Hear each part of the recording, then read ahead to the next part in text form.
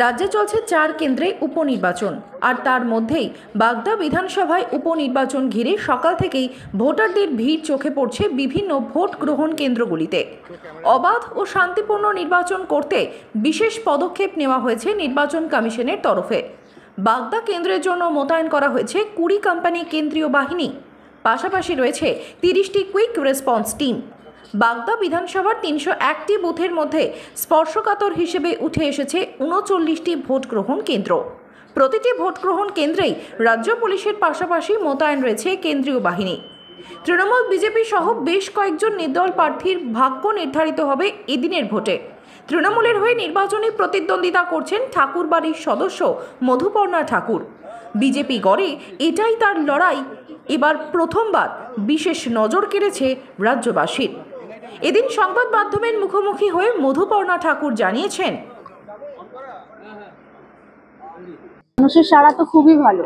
প্রথম থেকেই বলছি কি মানুষরা বাগদা মানুষরা এখন বুঝে গেছে কি কার পাশে ওনারা আছে। ভোরে ভোরে মানুষরা যত বাড়িতে গেছি সবাই ভোরে ভোরে আমাকে আশীর্বাদ দিয়েছে। আশা করছি এই সিটটা আমরাই জিতে আসবো। আমাদের সাথেই আছে। যখন আমি তো প্রতিটা বাড়িতে গেছি, প্রতিটা বাড়িতে আমি মতুয়াদের বাড়িতেও গেছি, ভোরে ভোরে আশীর্বাদ দিয়েছে, বলেছে মা তোদের সাথে আমি আছি, ঠাকুর বাড়ি থেকে তুই আসছিস, তোদের সাথে আমি আছি। তো ওখান থেকে বোঝা যায় কি বাগদা বাসিন্দারা আমার দিদির পাশেই আছে। মেন প্রবলেম হচ্ছে দেখো, আমি ঘুরেছি, ব্রিজের খুব সমস্যা হচ্ছে, ব্রিজ, লাইট, রাস্তা খুব সমস্যা। এই তিনটে জিনিস তো আমার দেখতেই হবে। আশা করছি যে আমি যেন জয়লাভ করে যেন ওনাদের পাশে আমি দাঁড়াতে পারি।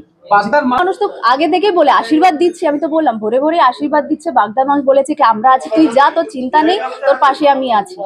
বললাম তো রাস্তা, লাইট খুব প্রবলেম হচ্ছে, মানুষরা কান্না করে দিচ্ছে কি এতদিন কোনো কাজ হয়নি, পিছিয়ে আছে, এতদিন 3টে ইলেকশনই আমরা হেরে গেছি। সেই আশা নিয়ে ওরা বলছে কি তুই এবার যদি জিতে আসিস তাহলে তোর সঙ্গে আমরা আছি, তুই এটা আমাকে করে দিস। তো আশা এখন তো সকাল সকাল মায়েরা এখনো রান্না বান্না করছে, হোপফুলি একটু পরে আসবে সবাই, রান্না বান্নায় ব্যস্ত বিজি আছে, আসবে ওরা সবাই। কোথাও কি ভোটারদের মধ্যে ভোট দেওয়ার উৎসাহটা নেই?